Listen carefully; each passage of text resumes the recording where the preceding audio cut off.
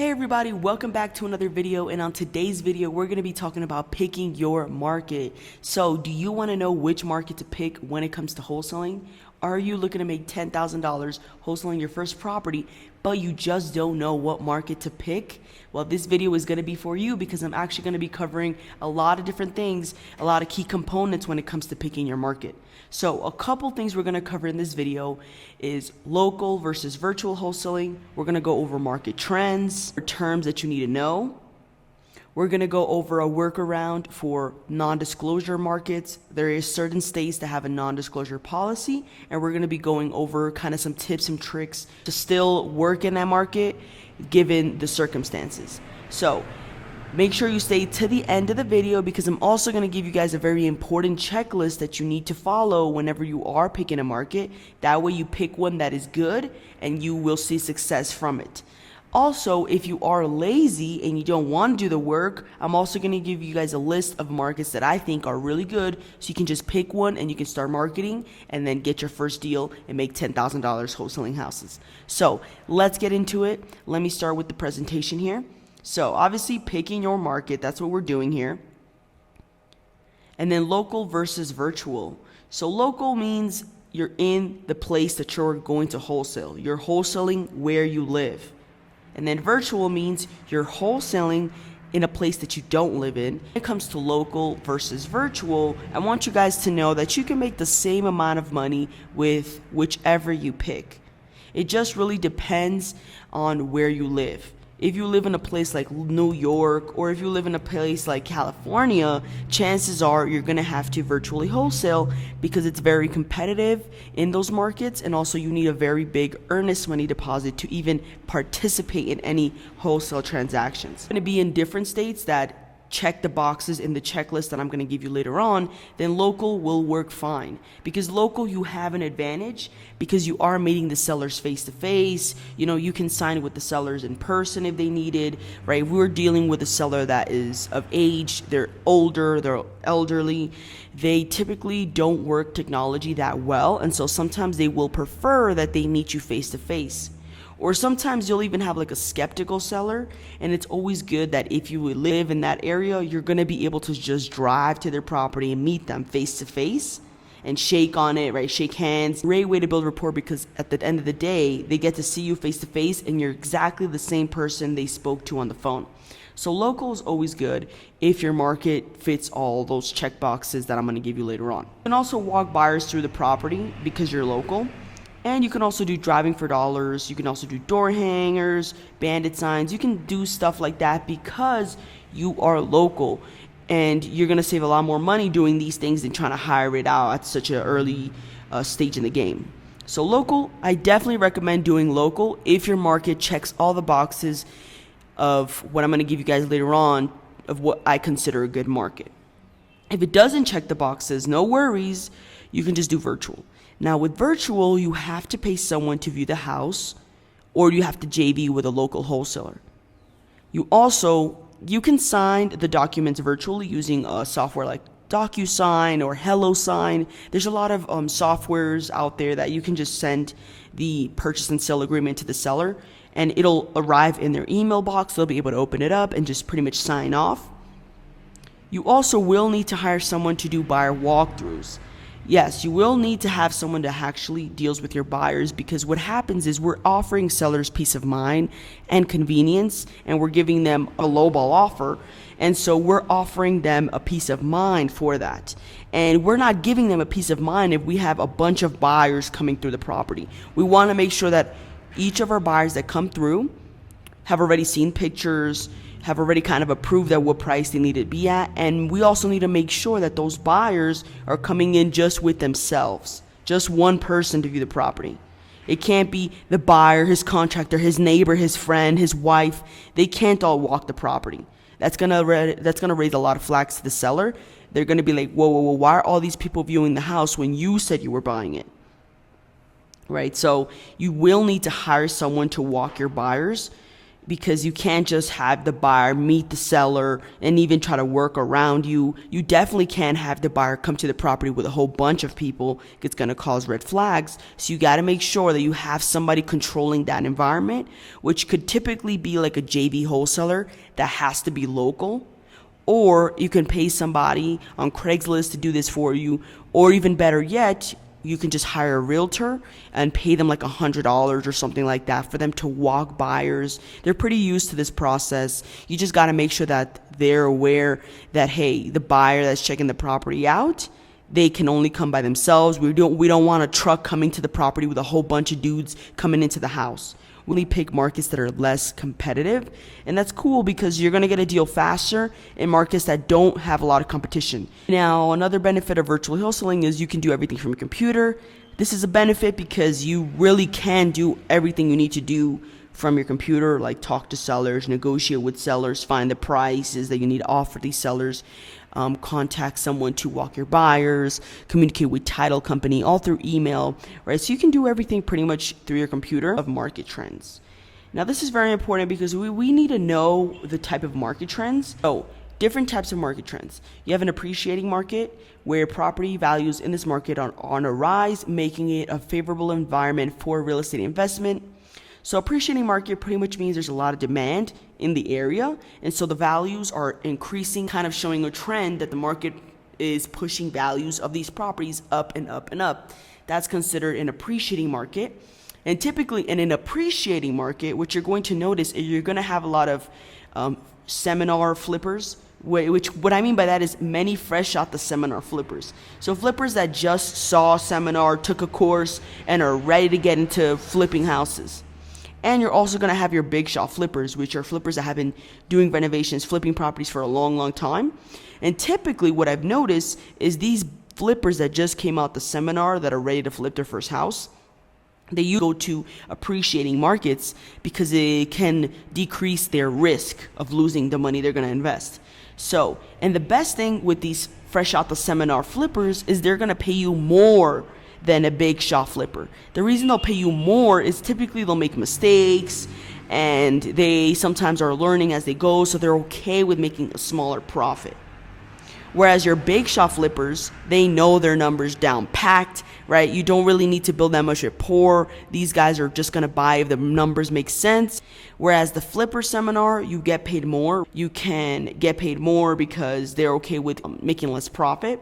But you are going to have to sometimes even give them a private lender, walk their hand through the transaction and stuff like that, because sometimes it's new to them. But then again, you are making more money working with a seminar flipper than a big shot flipper, because these big shot flippers are going to need deep discounts. So obviously you have to get it at a low price, and sometimes that's going to eat into your profit margins. So all in all, appreciating markets is really good because you get to work with those fresh out the seminar flippers and those big shot flippers, which I've worked with both. And big shot flippers is good because you do less work. You send it to them, they close the deal, very quick, done and easy. Sometimes they don't even need to see the property. They just see pictures and they're fine with it. Whereas seminar flippers, let's move on to the next one. Now, stagnant market. What is a stagnant market?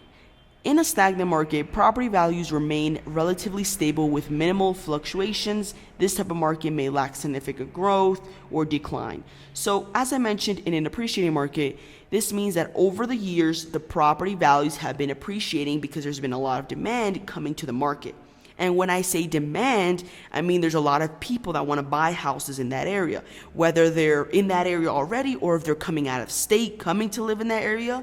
It doesn't really matter. There just happens to be a lot of the demand in that area. Whereas in stagnant markets, over the past couple of years, there hasn't really been any significant trend.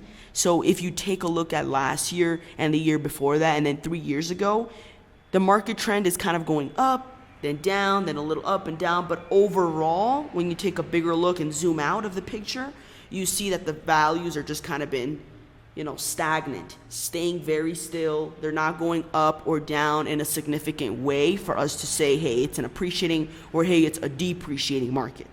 So stagnant is just the property values have not been appreciating or depreciating in a significant way. So this is what we consider a stagnant market. Now, these markets are okay. But typically there's going to be less fresh out the seminar flippers, and there's mainly going to be like big shop flippers, big time flippers, right? The people that need deep discounts.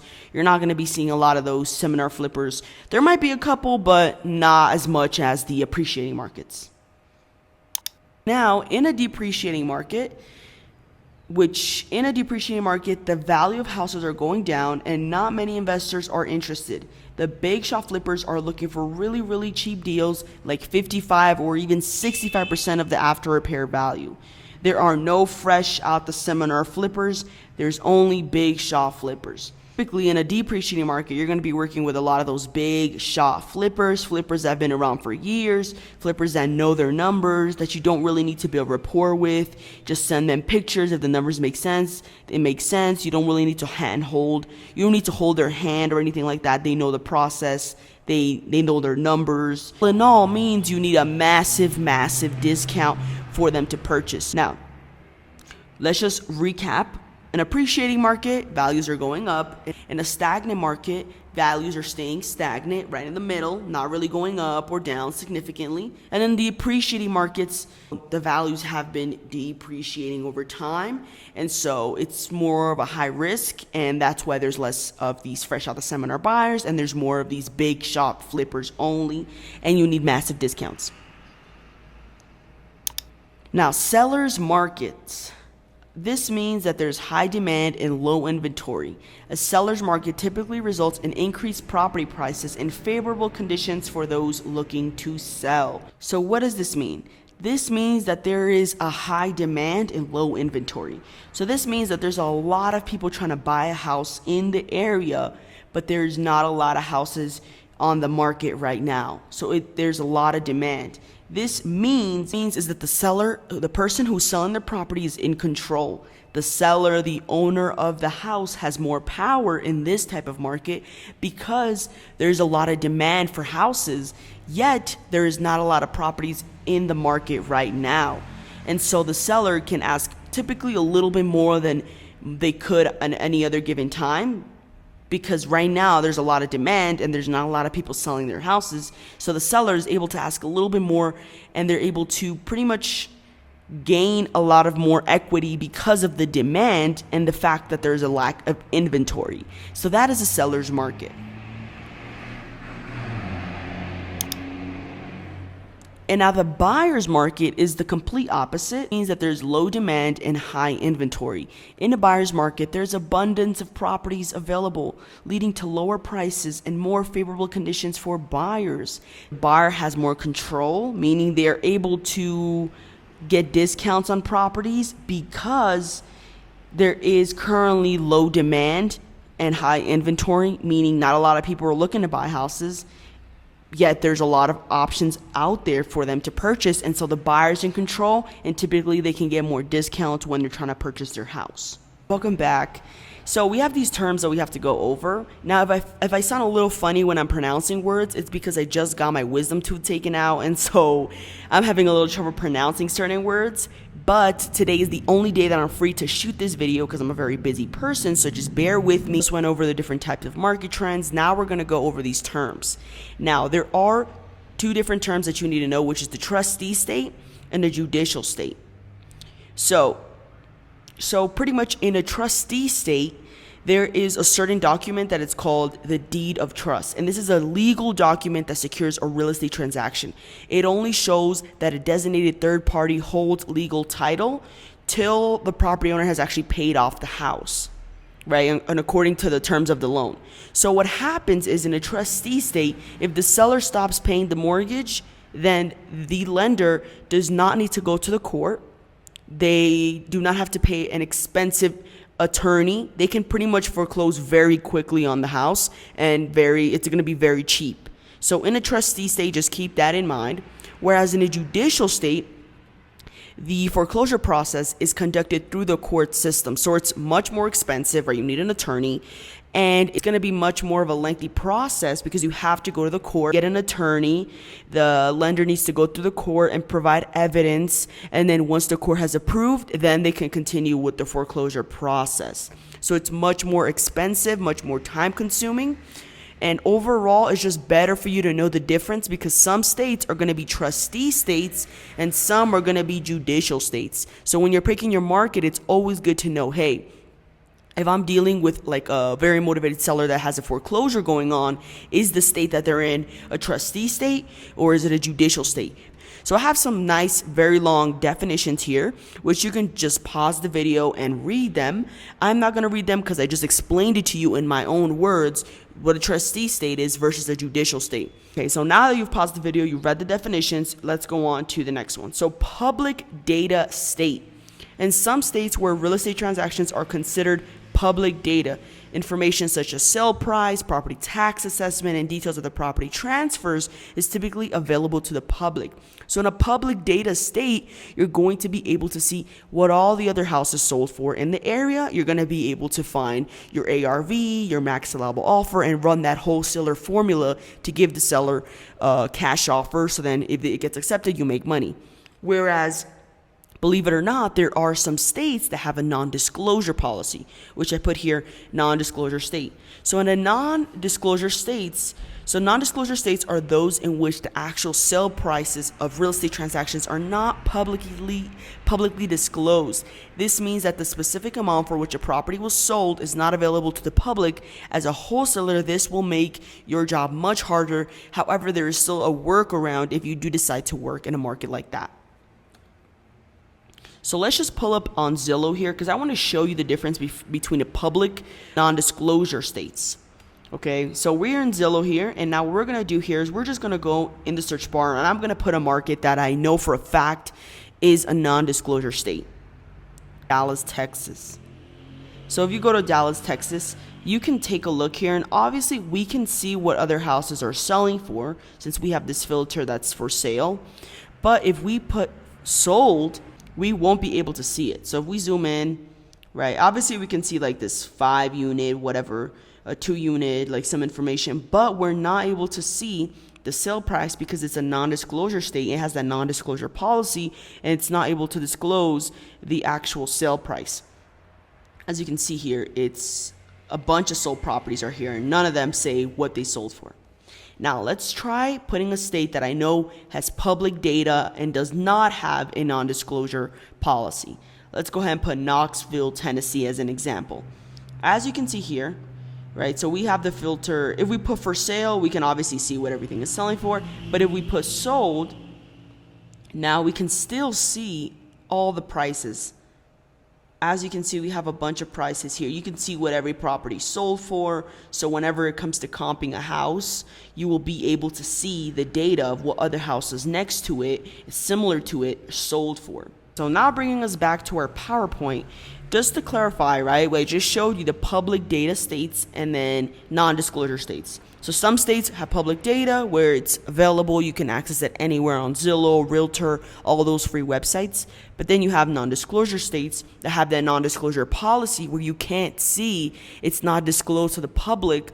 You cannot see what other properties sold for. Now, if you want to work in a non-disclosure state, I'm going to go over some workarounds for those of you that actually want to wholesale in the market with that policy. So, finding the ARV in a non-disclosure state. Now, if you are in a market that does not have this non-disclosure policy, then guess what? This is probably not helpful for you and you can just skip a little bit forward. But if you are in a non-disclosure, watch this right now. So finding the ARV, right? Finding the after repair value in a non-disclosure state.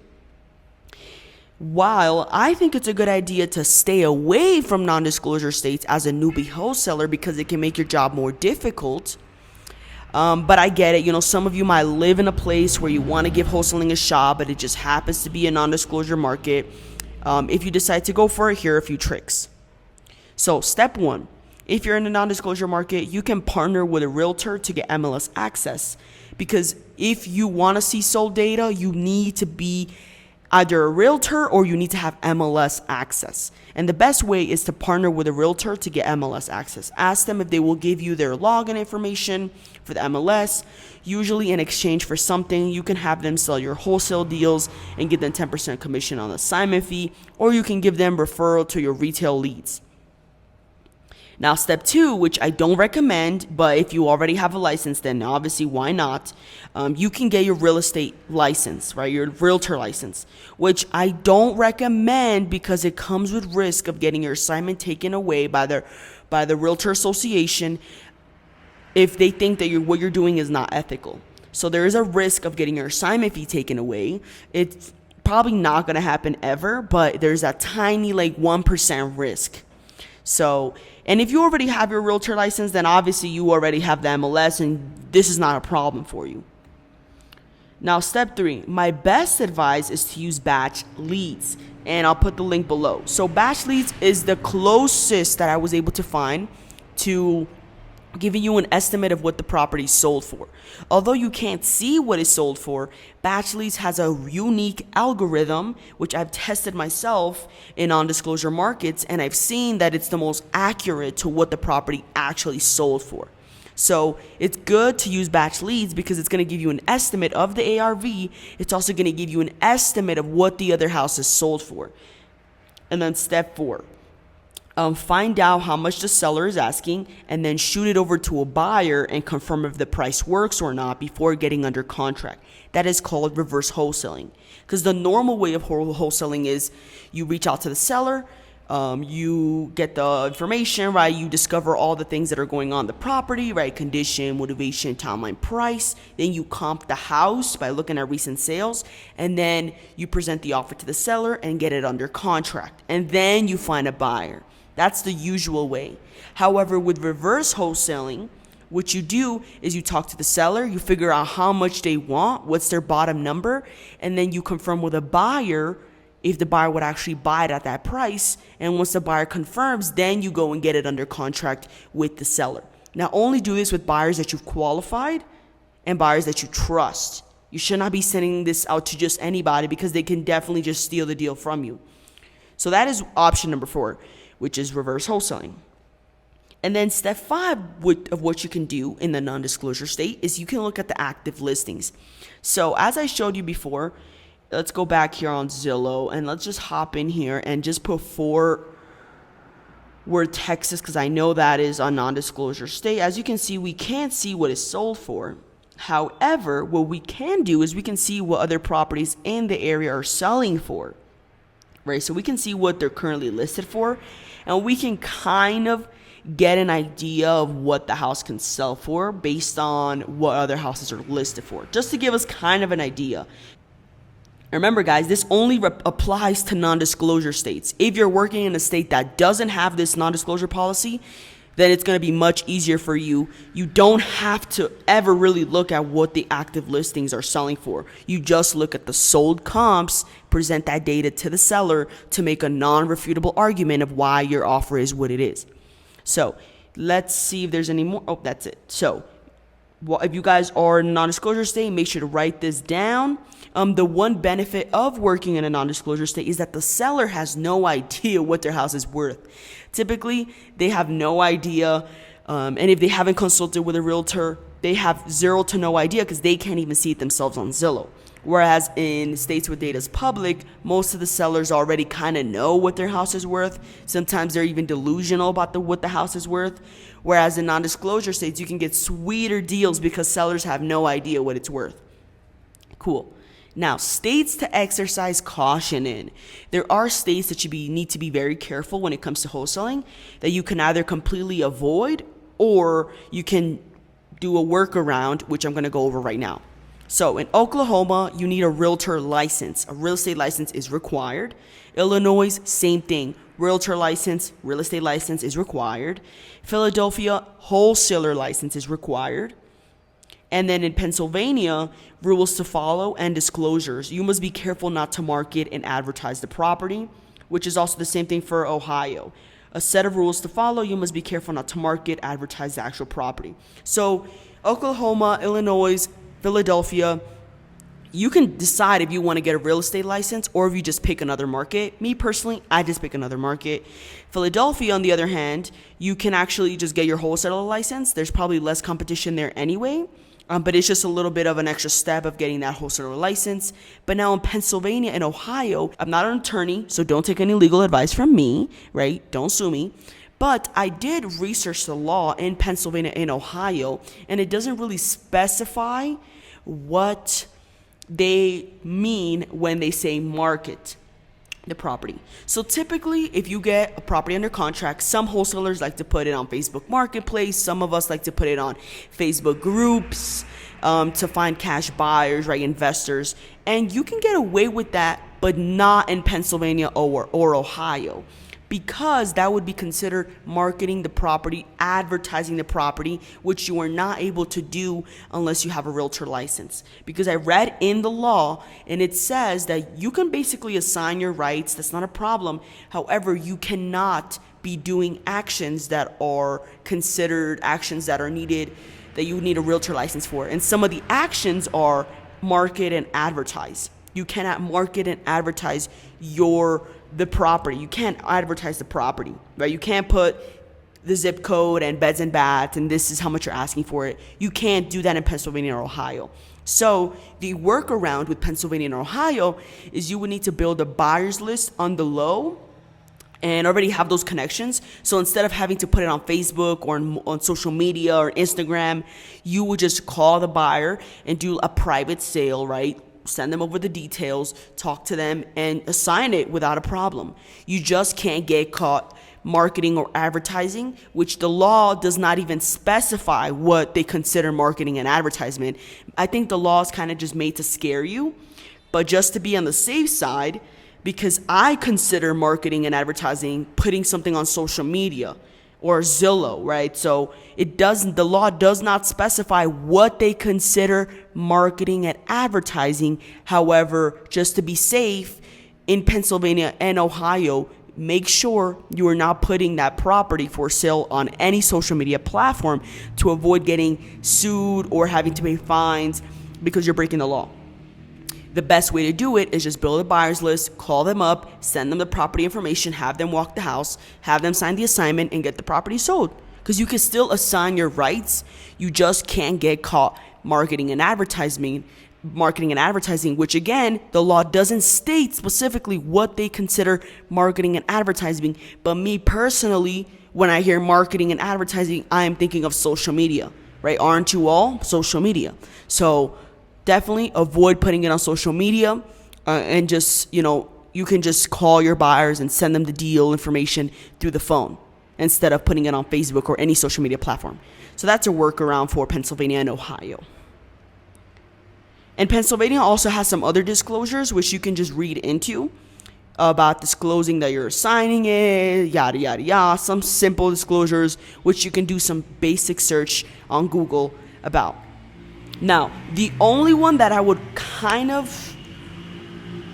just avoid this market here. This is the one that I really would avoid, even though the other ones require realtor license, which is like, it's kind of annoying to get. Same thing with the wholesaler license. It's annoying, but you can do it, right? It's not the end of the world. Whereas Georgia is one of the states that I will probably stand behind and say to avoid 100%. Because they have a very commercial harassment law. They have a very strict.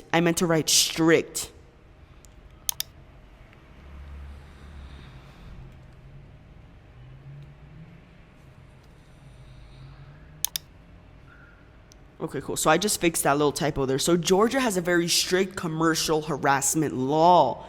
Reaching out to a property owner who has said no can result in legal consequences. It is important to note that attempting to contact them within a period of 180 days could lead to potential legal action. Violators may incur up to $1,000 or 6 months in jail as per state law. So this is one of the most serious laws that has passed when it comes to wholesaling. So a lot of property owners have been getting upset that they keep getting calls, like a cold call. And then they tell the wholesaler, I don't want to sell my house. And the wholesaler calls them again within the month or even less than that. So what Georgia has done is they actually passed a law. This is a legit law. So what happens is if you're on the dialer in Georgia, you call Bob Smith for his house on 123 Main Street. He says no. Okay, bye. And then you call Bob again for another property that he may have. Guess what? If Bob finds your contact information, he can sue you and you can get $1,000 fine up to $1,000 or even 6 months in jail. Now, I am an expert at building automations and systems, and even I have not been able to figure out a way where we can remove the property owner from all our marketing efforts. It's nearly impossible to do that, because think about it. Property owners, when you're pulling a list, sometimes these property owners own multiple houses, right? Bob Smith might own 123 Main Street, 222 Main Street, 333 Main Street, 444 Main Street, right? They own all these different houses. And it's really hard for us to build an automation like that on our dialer, where when we call them, they say they're not interested. We remove them from that list and we remove any other property they might have. That is very, very hard to do, okay? Especially because then you want to call them back after that 180 days, and it's going to be complete mayhem. It's going to be very hard to have a system that can do that. I haven't been able to build anything like that. And honestly, as a wholesaler, you should not have to spend $1,000 to $2,000 to $3,000 on an advanced automation like this, when you can just pick another market and it'll be completely easier, and you won't have the fear of getting sued or even going to jail. So Georgia, there really is no workaround around this one. Honestly, for me personally, I would avoid Georgia at all costs, because it's really not, it's going to be very expensive to build a system to remove property owners and every single property they own and then add them back after the 180 days. So I would definitely avoid Georgia. So let's move on to the next one. Now, something I want to mention, guys, is never pick the entire state and never go nationwide. This statement is very important because there's a lot of wholesalers that say, oh, I'm going to start wholesaling in Texas. And then I'm like, okay, what's your market? They're like, Texas is my market. And I'm like, what do you mean Texas is your market? They're like, all of Texas is my market. And I'm just like, Texas, all of the state cannot be your market. You have to pick a city or one county in that state, because you have to learn the property values. And you're not going to be able to learn the property values by looking at the whole state. Every single state has different cities, different counties, and the property values are very different from one another. Some areas are rural, some are not. And it's just very hard for you to ever have an advantage in wholesaling when you're picking a state. And even worse if you're picking nationwide. If you're picking all 50 states, especially as a beginner, you shouldn't do the whole state. Okay, once you start making money, right, you have one county that you're successful in or one city that you're successful in, guess what? Then you can start expanding to other cities, and then eventually other cities slowly, and then eventually down the line, 3-4 years, you can do the entire state. Because it's very expensive to do the entire state, and it's very expensive to do nationwide, and it's also extremely time consuming because you have to sort through viable leads, you have to have a lot of numbers. So let me just break down the points here. So difficult to learn property values and have an advantage over your competition, because like I said, property values are drastically different from place to place, and it's better you pick a county and you learn all the best zip codes in that county rather than trying to learn all the zip codes all nationwide and all over the state. It's going to drive you nuts. Now, stupid expensive to market to the entire state or nationwide. So I know this is not even proper English, but this is something we say in New York, and it's just to emphasize how ridiculous it is to do the entire state or to do nationwide as a beginner, because it's going to be stupid expensive. Stupid expensive. It's going to be extremely expensive to market to the whole state, and God forbid you're marketing nationwide as a beginner. So definitely avoid that. Now, not possible to do consistent deals. You can't be doing deals consistently if you start off with the entire state or go nationwide. It's going to be very hard to track your marketing efforts.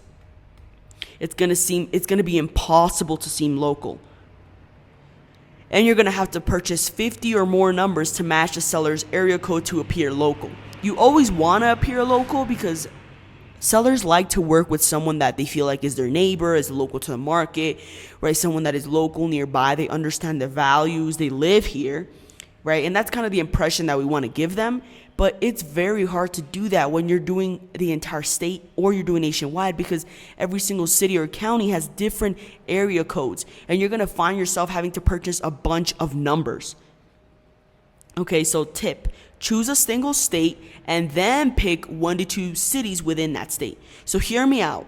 Either you pick a state and then you pick a county, or you pick a state and then you pick 1 to 2 or 3 cities that are like right next to each other. Okay. And I'm not saying pick a state and then you pick a city here, city here, city here. No, you want to pick cities that are like right next to each other if you're going to pick more than one city, or you can just pick one county inside of that state and just put your magnifying glass down there and start a fire and get your first wholesale deal. So here is the checklist, right? Step by step of how to actually know if a market is good or not. So picking your market, pick a state is step 1. So you're going to pick a state, whichever state you'd like, and then you're going to pick 1 to 2 cities minimum, and they need to be next to each other. Okay, so either you're going to pick 1 to 2 cities or you're going to pick 1 county, but that's it.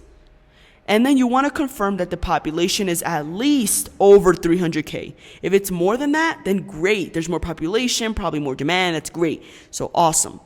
But you want to make sure it's at least 300K over in population. And those cities need to be right next to each other, or just pick a county. Now, the average ARV is below 349. So you got to make sure, wait, I just skipped one. So step 4, after you confirm the population, what you want to do in step 4 is you want to verify whether the real estate market operates with public data or follows a non-disclosure policy. As a newbie wholesaler, I suggest avoiding non-disclosure states, but it's entirely up to you. So at this step, you just want to confirm, is this a public data state or is this a non-disclosure state? And you can easily do that by going on Zillow, searching up the city and seeing the sold data. If it shows you what houses are selling for, if it shows you what house is sold for, then it does not have a non-disclosure policy and it is public data. However, if it doesn't show you what a house sold for, it has a non-disclosure policy. So always good to verify what type of market you're operating in, because your process is going to be a little bit different depending on that policy. So step 5, average ARV is below 349. So you want to look at the average sale price in the area, the average after repair value. And the sweet spot is anywhere from 100K to like 349. So as long as it's below 349, that means you are in a market that has affordable housing. And so typically there's going to be a lot of demand in there. So always make sure that your ARV is below 349. If it's below like in the hundreds to like 200s is like the ARV, perfect, that's fine. That fits the criteria of it being below 349. So you just got to make sure the ARV average is in that spot, below 349. Now, step 6, conduct market research to assess appreciation trends over 1 year, 2 years, and 3 years. Focus on markets experiencing appreciation, and while stagnant markets are okay, it is advisable to steer clear of those that are depreciating. So you want to conduct a quick Google search, look at Realtor, look at Redfin, right? Realtor has a lot of this information that shows you if the property has actually been appreciating or not. And so what you want to do, if the market has been appreciating or not. So what you want to do is you want to look at the trends over the last year, 2 years ago, and 3 years ago. And you want to see, are the property values appreciating? Are the property values stagnant?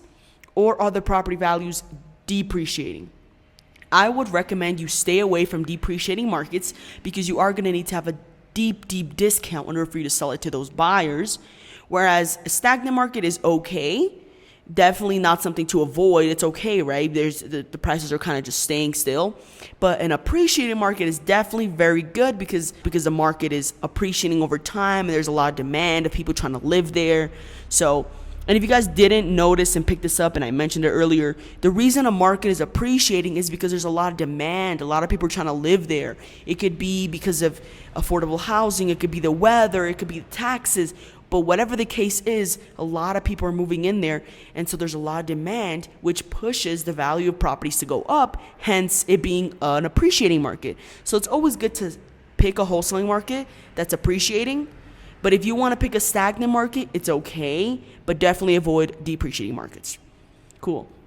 So step 8, Start your marketing efforts targeting motivate sellers and begin the process of building relationships with cash buyers in your market. So once you pick the market and you went through all these steps and verified it's appreciating, you made sure that the population is over 300K, you found out the non-disclosure or public data, right? ARV is 349 or below, right? Affordable housing. You picked a state and you picked 1 to 2 cities that are right next to each other, or you picked a whole county in a state. What you want to do now is you want to start marketing. You want to buy a list. You want to, I don't know, whatever marketing channel you want to do, right? And we're going to go over that in the next video, which is different types of marketing channels. We have Facebook ads, we have PPC, we have cold calling, we have bandit size, we have door knocking, we have door hangers, we have direct mail, we have radio, television, right? Those are just 10 things I just listed right now. And I'm going to go over that in the next video to really help you pick the best marketing time for your budget, because you have to pick one that you're going to be consistent in. You have to consistently be doing marketing, because this business is heavy on marketing. You have to do a lot of marketing to get one deal. And eventually you take that deal, pull more money into the marketing, and you get more and more deals. You get that money, reinvest it, and you get more and more deals. That's how it works. So once you pick your market, step 8 is to get straight to it, right? You want to make sure you're getting a juicy, motivated seller list if you're going to cold call. And if you're going to do PPC, you want to make sure you have a nice convertible website that converts and has high conversions, which means a lot of people are going to be tempted and actually fill out the form because you look trustworthy. And if you're going to do bandit signs, it's always good to know the best places where a lot of people are walking and cars are passing and stuff like that, where it has a lot of activity. So whatever marketing channel you're going to pick, this is the time to pick it, do it in that market. So let's go ahead, and now we're going to talk about the recommended states. So these are the states that I recommend: Tennessee, Minnesota, Colorado, Indiana, Massachusetts, North Carolina, Pennsylvania, Florida, Michigan, Connecticut, Virginia, Washington, Arizona, Maryland, Wisconsin, South Carolina, Kentucky, New Jersey, California, Fresno only, and Virginia. Now, these states, some of them, okay, so I don't think any of these have that non-disclosure the policy. These are the states that have the non-disclosure policy, which, don't get me wrong, these are still good markets. These are not bad markets. You just have to find that word. You just have to do those tricks that I showed you, that little workaround when it comes to the non-disclosure states. Your process is going to be much different and a little bit more tricky because you can't see what the property sold for, but it doesn't mean it's impossible, and it does not mean that you cannot make money there. So non-disclosure states: Alaska, Idaho, Kansas, Louisiana, Mississippi, Missouri, Montana, New Mexico, North Dakota, Texas, Utah, and Wyoming. These are good states to wholesale in. They just have that non-disclosure policy. So I just showed you guys the recommended states, and I showed you the non-disclosure states. So what you want to do is follow the checklist, pick that state, and then once you pick that state, I want you to look for some cities or look for a county in there. You want to make sure the population is over 300K. You want to figure out if it's non-disclosure or not. And you want to make sure that the ARV is about 350 or less, right? We want to have affordable housing in this market. We also want to make sure that we figure out if it's an appreciating market or a depreciating market or a stagnant market. Cool, because I recommend you guys pick appreciating markets or a stagnant market if you really want to, but avoid depreciating markets. So take these states, and I'm going to show you in a little bit how exactly to do that. So we'll take one of these states, right? And I'm going to show you real quick, but I think this is the next topic. Like, I want to go over, like, when should you change to a different state, a different market? But before I do that, I want to just show you guys a little example. So you'll pick one of these states, and you'll just go on Google, right? So let's go to maps, right? Search, right? You pick a day that you want to just sit down and do this research, and we're going to zoom out of where I am right now, and we're going to go back to the US. And yes, I am American. I travel a lot, and I'm currently on my vacation. So as you can see, we have all the United States right here. And now you guys have that list that I just gave you of the most popular states. What you're going to do is you're going to go to those states, right? Like we have Tennessee right here. We have Ohio, Pennsylvania. Which one else was a good one? Dallas, Texas, which is in Texas, right? This one is a really good market. It just happens to have that non-disclosure policy. But what we're going to do is we're going to pick a state first and foremost. And then once we pick that state, we're going to start looking around. So let's just pick Texas, right? We're going to start looking around in Texas, and we're looking for the big major cities. We're looking for those big major cities. So we have San Antonio, right? We have Austin, Texas. We also have, let's go over here. We have Waco, Texas as well, which we have to do a little quick Google search to see how big in population it really is. And then we have Fort Worth and Dallas, Texas, which, as we can see here, this is a nice and big market. So I would heavily consider this market. Now we just have to do a quick little Google search and figure out what is the population and a couple other things like, does it have affordable housing? Is it an appreciating, depreciating, or stagnant market? And obviously, I already told you this has the non-disclosure policy, which if you didn't know, you can just quickly go ahead and Google search. So what we're going to do is press this plus button here. Now we're going to go on Google and search Fort Worth, Texas population. Cool. So the population is big, guys. Look at this. It's definitely bigger than our minimum, which is 300K, which is perfect. It doesn't matter. It just has to be more than 300K population. So that checks one of our boxes here. Now the next one is to figure out what the ARV is. So average house price. Okay, so the average Fort Worth home value is $299. That is perfect. That actually fits where we needed to be, right? Remember I said the sweet spot is anywhere from 100K to like 349. So anywhere below 349 is considered affordable housing. So it checks that box. Now we want to check if it's an appreciating or not. So what we can do 23, 20, 22, and 2021. As you can see, we got Redfin now that pulled up.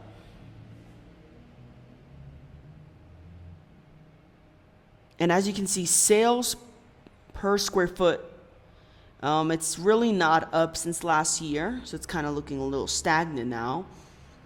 Trends, sale price went down a little bit since last year. 2% under the list price for last year. The days on market are 38, which is not bad. 38 means that properties are actually selling. So how hot is Fort Worth's housing market? 56%. And here we go. This is what I wanted you guys to see. So we can just do single families because that's kind of what we're focused on. And as we can see in the last, year, this year it's been a stagnant market overall. There's really not been any appreciation or depreciation that's very significant. And then in the last 3 years, as you can see, it appreciated a little bit, went down, and overall, to me, this looks stagnant as hell. So let's go to 5 years now. So as you can see, in 2019, it was pretty stagnant. 2021, it had a boost because obviously Trump was in place. He was the president, and everybody had money. And so it went a little bit down over here, a little bit up here to April 2022. And as you can see, I had a big jump here. And if you want to see what's really going on, here you have the data and the growth percentage. So you can see what was going on here. 2023. So overall, this is honestly seemed like a pretty stagnant market to me. Although now it seems like, it seems pretty stagnant. It is less, it's kind of going back to how housing was in 2022. So we had that housing market that just went crazy high, and now it's just coming back to its regular prices in 2020. So overall, I think this is a stagnant market, and it looks pretty good to me. Like, if you want to be in this market, you can. It's definitely not a depreciating market by all means. And you can also see other stuff like migration, like where they are going to. Like, more than 125 people searching to move to Fort Worth were searching from Lincoln. So you can see, like I said, when there's a high demand in a market, it's because people are moving there. A lot of people want to move there. And you can see where in other cities people are searching this location because they want to come live here. So migration, you have some market insights, right? Which really not that useful here. Well, some sold houses, but that's not really what we're looking for. Schools, also not really what we're looking for. I mean, it's nice to kind of know. Once you pick the market, then you can do a little bit more research here to really know the best schools and stuff like that. But right now, we're just looking at the market trends and the demand. So honestly, to me, this looks fun. It looks like a stagnant market. It doesn't look like it's all crazy appreciating, but it doesn't look like it's depreciating. So this will be a really good market. It has its pretty decent demands.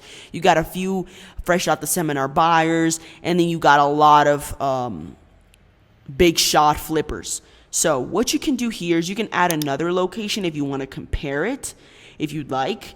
But that process that I just did of searching the population, searching the appreciation, the demand over the last couple of years, right? We did a little research. We figured out that it obviously is a non-disclosure state. But overall, we checked and it fits all the boxes here in our...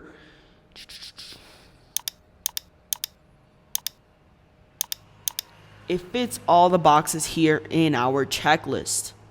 Now we're going to go to our next point. So I just did the research. I showed you what it looks like. I show you the recommended states that you can start with. And then you just pick a city or a couple cities that are right next to each other, or pick the whole county even. However, now you have some non-disclosure states if you want to do that. And now the next point that I want to get into is when to change your market. So let's say you pick your market and now you're like, damn, when should I change to another one? This is going to solve that question.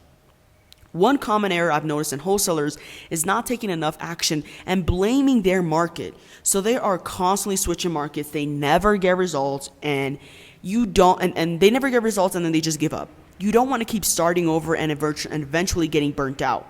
This issue typically doesn't lie with the market. Instead, it's often the wholesaler's fault for not taking enough action. So don't switch markets until 1, wholesaling gets banned in your market, or 2, you've cold called 15,000 records and still no results. Or 3, if you're just doing dispo, then don't switch markets until you build 100 connections with active acquisition wholesalers and still no results. So I'm more than certain that as an acquisition wholesaler, if you reach out to 15K records, you should have hot, warm, and cold leads. It won't happen super fast, but if you stick with your market and follow up with your leads, you'll have deals coming your way. Dispo wholesalers face the same thing. Stay in your market, create a list of cash buyers, and stay connected with acquisition wholesalers.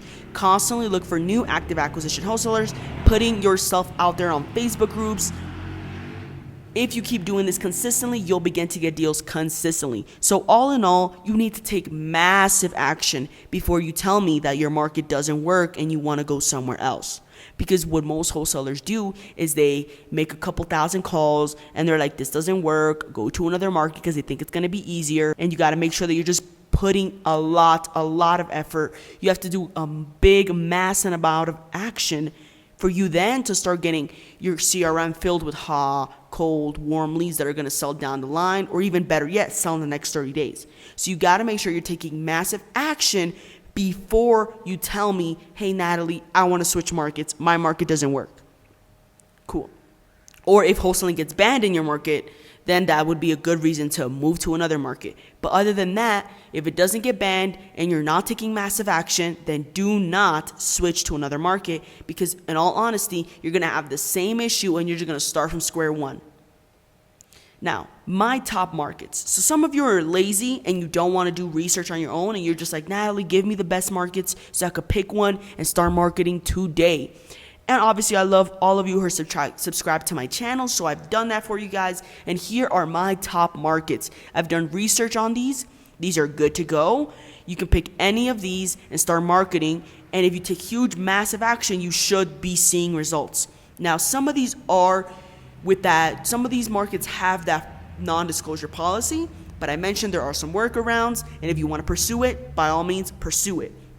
So we have Knoxville, Tennessee, Dallas, Fort Worth, Houston, Texas, Beaumont, Texas, Dayton, Ohio, Fresno, California, Jacksonville, North Carolina, Greenville, South Carolina, Birmingham, Alabama, Louisville, Kentucky, Detroit, Michigan, Richmond, Virginia, Lynchburg, Virginia, Ogden, Utah, and Yuma, Arizona. So these are my top markets, guys. If you want to get into a market right now, you don't want to do no research, you just want to get into it, pick it, and go.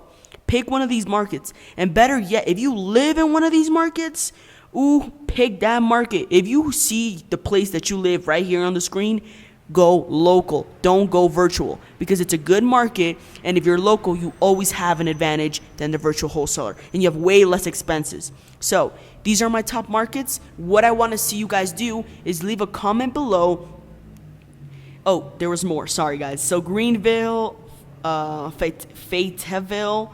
I cannot pronounce that for the life of me. So as you can see, just Google it. And yeah, these are it. That's it. There's no more markets. These are the markets that are top markets. If you want to pick one and start marketing. However, if you don't like any of these markets, what you can do is you can just do your own research and then pick a market that you do like that fits the criteria and the checklist that I gave you guys earlier. So what I want you guys to do now, at the end of this video, you should have a market that you picked. Do not do nationwide. Do not do the entire state. Pick one county or pick one city, or even 1 to 2, even 3 cities that are right next to each other.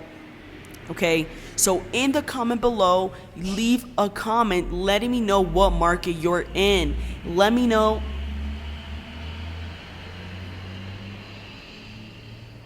Leave a comment below letting me know what market you're in, and let everybody know, because everybody needs to be working together, right? Some of you guys are going to be acquisition wholesalers. Some of you guys are disposition wholesalers, or some of you are doing the whole process entirely yourselves. But leave it below. Say, hey, my name is Natalie. I'm an acquisition wholesaler in Knoxville, Tennessee. Or, hey, my name is Natalie and I'm in Birmingham, Alabama, and I'm a disposition wholesaler.